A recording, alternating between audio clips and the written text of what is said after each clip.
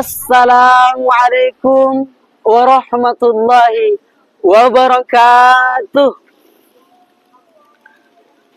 Bismillahirrahmanirrahim. Bismillahi masyaallah. La yasukul khairul illallah. Wa bismillahi masyaallah. La yasrifus su'a illallah. Wa bismillahi masyaallah. Ma kana min ni'matin fa min Allah. Wa bismillahi ma sya'allah. La hawla wa la quwwata illa billahil aliyyil azim. Subhanaka la ilma lana illa ma 'allamtana. Innaka antal alimul hakim. Rabbi shrah li sadri wa yassir li amri wahlul 'uqdatam min lisani yafqahu qawli. Birahmatika ya arhamar rahimin. Alhamdulillah. Alhamdulillahilladzi hadana subulas salam. Wa afhamana bi syari'atin nabiyil karim. Ashhadu an la ilaha illallah wahdahu la syarika lah. Dzul jalali wal ikram. Amma ba'd. Faya ayyuhal hadirun. Au faya ayyuhal muslimun. Puja dan puji syukur atas kehadirat Allah Subhanahu wa Ta'ala. Karena Dialah Allah. Dialah Allah yang telah menciptakan langit dan bumi tanpa tiang. Dan begitu pun Dialah juga Allah yang telah menciptakan lautan yang begitu dalam, matahari yang tak pernah padam, dan begitu pun Dialah juga Allah. Dialah Allah yang telah menciptakan kita semua, menciptakan manusia, yakni sebagai apa? Sebagai khalifatul alam. Kemudian Dialah juga Allah yang telah memberikan kita begitu banyak nikmatnya, mulai dari nikmat yang paling kecil hingga nikmat yang paling besar. Baik itu berupa nikmat kesehatan, nikmat kesempatan, nikmat kekuatan seraya, serta nikmat umur yang panjang. Dan yang terlebih-lebih lagi, yakni dengan namanya nikmat umur yang panjang. Yakni alhamdulillah, di mana nikmat umur yang panjang di sini Allah Subhanahu wa Ta'ala masih mempertemukan kita dengan yang namanya bulan suci Ramadan. Ada banyak keluarga kita, ada banyak teman-teman kita di luar sana yang ingin berjumpa dengan bulan suci Ramadan, akan tetapi nyawanya sudah diambil duluan oleh Allah Subhanahu wa Ta'ala. Kemudian salawat serta salam. Salawat serta salam tak lupa pula kita kirimkan, kita curahkan kepada seorang pahlawan yang tidak pernah melihat ayah kandungnya dan ditinggal wafat oleh ibundanya dalam keadaan berumur 6 tahun. Lantas setelah itu ia dihina dan dicaci, dan di puncak hinaannya ia diusir dari kampung halamannya sendiri. Ia diusir dari kampung halamannya sendiri, yakni akan tetapi alhamdulillah, tanpa memasang baliho di pinggir jalan, tanpa pergi bersosialisasi, membagi-bagikan poster, membagi-bagikan uang, akan tetapi dengan semua karunia-Nya ia menjadi orang yang pemimpin, yakni di mana kepemimpinannya tersebut ia tidak hanya diakui oleh para umatnya, tidak hanya diakui oleh para sahabatnya, yakni akan tetapi juga banyak diakui oleh orang-orang yang ada di sekitarnya. Yang ada di sekitarnya, siapa dia wahai kaum muslimin? Siapa lagi kalau bukan bintangnya padang pasir, mahkotanya Abdullah, berliannya Siti Aminah, selimut malamnya Siti Khadijah, tak lain dan tak bukan Dialah Habibana wa Syafiana wa Maulana Nabiullah, kekasih Allah, yakni Nabi Muhammad Rasulullah sallallahu alaihi wasallam. Baik, aku mohon berdirinya saya di sini. Sa'atakallama amamakum jami'an tahta al-mawdu' fi fadilatit taubah fi syahri Ramadan. Saya akan membawakan sebuah ceramah yang berjudul keutamaan dan fadilah yang kita dapatkan pada bulan suci Ramadan. Faya ayyuhal hadirun, ada banyak kaum muslimin di luar sana yang tidak mencerminkan sebagai orang-orang mukminin, yang tidak mencerminkan sebagai kaum muslimin. Mengapa? Karena ada banyak kaum muslimin di luar sana yang telah melakukan dosa-dosa yang begitu besar. Dan selain dosa yang begitu besar, masuknya juga budaya barat ke dalam negeri kita. Baik itu berupa narkoba, narkotika, bahkan zina, mata, tangan, bahkan badan. Dan banyak pergaulan bebas lainnya. Dan semua pergaulan-pergaulan bebas tersebut mereka dapatkan kebanyakan dari alat komunikasi mereka masing-masing.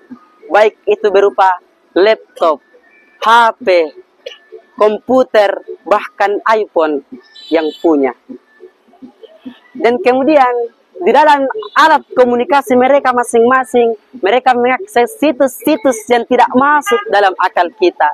Selain dengan situs, mereka juga membuka Reels IG, Reels TikTok yang dimana FYP-nya itu astagfirullahaladzim, tidak dapat diungkapkan dengan kata-kata. Ada banyak dosa di dalamnya, dosa mata, bahkan hati sekaligus. Hadirin teman-teman sekalian, tidak bisa kaum muslimin kalau tidak ditahu dibilang tidak bisa, tidak boleh. Orang Inggris mengatakan cannot, bahkan orang Arab mengatakan la yajuz. Kemudian orang Cina mengatakan honcing campai, bahkan orang Jawa mengatakan ora iso. Kemudian orang Bugis mengatakan dena wedding, tapi nabilang orang Tapalang a de mala. Kemudian nabilang orang Mamuju tidak bisa, bahkan nabilang orang Mandar andangi mala. Jadi kaum muslimin, kita tidak bisa melakukan perkara tersebut karena perbuatan keji tersebut merupakan dosa yang begitu besar di mata Allah Subhanahu wa taala. Hadirin teman-teman sekalian. Jadi orang melakukan perkara tersebut merupakan perkara yang besar di mata Allah Subhanahu wa taala. Kama qala ad-doktor Firdan Bilyam, inna ba'da al-athar as-salbiyah wa mittisalihi saqafatul mujtama. Yakni yang artinya masuknya budaya Arab atau budaya Barat di dalam negeri kita itu dapat mempengaruhi hilangnya atau berkurangnya interaksi kita dengan sesama kaum muslimin. Hadirin kaum muslimin wal muslimat yang sama-sama dimuliakan oleh Allah Subhanahu wa taala. Hendaklah ia bertobat kepada Allah Subhanahu wa taala dengan tobat sebaik-baiknya. Harus kita ketahui bahwasanya seberapa banyak pun dosa yang kita lakukan di muka bumi ini, insyaallah Allah Subhanahu wa taala akan mengampuni seluruh dosa-dosa kita. Sebagaimana sahabat baginda Rasulullah sallallahu alaihi wasallam Ustaz Sa'id Al-Khudri meriwayatkan di dalam Al-Quran, sebagaimana sahabat baginda Rasulullah sallallahu alaihi wasallam Sa'id Al-Khudri meriwayatkan di dalam kitabnya yang menceritakan bahwasanya kana fiman kana qablakum rajulun tis'atan wa tis'ina nafsan. Pada masa orang-orang sebelum kalian ada salah seorang lelaki yang telah membunuh 99 nyawa orang-orang. Kemudian fasa'ala an a'lama ahlil ardi fadullu ala rahib. Kemudian lelaki tersebut mencari orang yang paling alim di muka bumi dan ditunjukkan kepada salah seorang rahib. Hadirin teman-teman, ada yang tahu apa itu rahib? Rahib ay abidun min ubadi bani Israel. Rahib adalah ahli ibadah dari bani Israel. Kemudian lelaki tersebut mendatanginya seraya berkata, innahu qatala tis'atan wa tis'ina nafsan wa hallahu min taubah. Ia mengatakan, ya rahib, aku telah membunuh 99 nyawa. Aku telah membunuh 99 nyawa manusia dan aku ingin bertobat. Akankah tobatku ini akan diterima? Kemudian sang rahib mengatakan, la. Faqatalahu fakammala bihi mi'atan summa sa'ala an a'lama ahlil ardi fadullu ala rajulin hadir. Kemudian lelaki tersebut mencari orang yang paling alim di muka bumi dan ditunjukkan kepada salah seorang rahib. Rahib ay abidun min ubadi bani Israel. Rahib adalah ahli ibadah dari bani Israel. Kemudian lelaki tersebut berkata kepada sang rahib, inna qatala tis'atan wa tis'ina nafsan wa hallahu min taubah. aku telah membunuh 99 nyawa manusia dan aku ingin bertobat. Akankah tobatku ini akan diterima? Kemudian sang rahib mengatakan tidak. Sang rahib mengatakan tidak. Faqatalahu fakammara bihi mi'atan summa sa'ala an a'lama ahlil ardi fadullu ala rajulun alim. Kemudian lelaki tersebut menalapasangi sang rahib, membunuh sang rahib hingga genaplah bunuhannya tersebut menjadi 100. Kemudian ia kembali mencari orang yang paling alim di muka bumi dan ditunjukkan kepada orang yang paling alim. Ia pun berkata kepadanya, "Inna qatala mi'ata nafsin wa hallahu min taubah." Aku telah membunuh genap 100 orang dan aku ingin bertaubat. Akankah taubatku ini akan diterima? Seraya lelaki tersebut mengatakan, "Na'am, pasti diterima. Wa man yahulu bainahu wa bainat taubah." Tidak ada yang dapat menghalangi antara engkau dan tobatku. Kemudian lelaki tersebut pergi untuk bertobat dan di tengah perjalanannya lelaki tersebut meninggal dunia. Kemudian tak lama setelah itu datang malaikat rahib ingin membawa lelaki tersebut ke dalam neraka seraya ditahan oleh malaikat rahmat. Malaikat rahmat mengatakan, "Ja'a ta'iban muqbilan biqalbi ila Allah." Lelaki ini datang dengan tujuan untuk bertobat kepada Allah dengan sepenuh hati. Kemudian malaikat adab membantah dan mengatakan, "Innahu lam ya'mal khairan qad." Ia mengatakan akan tetapi lelaki ini belum pernah berbuat baik sesama hidupnya selama ia masih hidup. Kemudian di tengah perbincangan, di tengah percekcokan kedua malaikat tersebut, datanglah malaikat yang berwujud manusia seraya mengatakan, "Kisu ma bainal ardain." Ukurlah kedua jarak lelaki tersebut. Mana yang paling dekat dengannya maka itu akan menjadi bagiannya.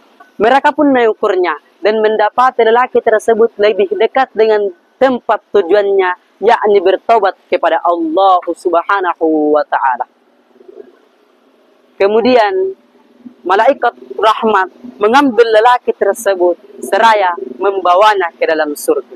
Hadirin kaum muslimin, dari hadis ini kita sudah bisa mengambil kesimpulan bahwasanya Allahur Rahman, Allah Maha Pengasih, yang besar dikasih, yang kecil dikasih seraya apa kata Allah, jangan lupa terima kasih.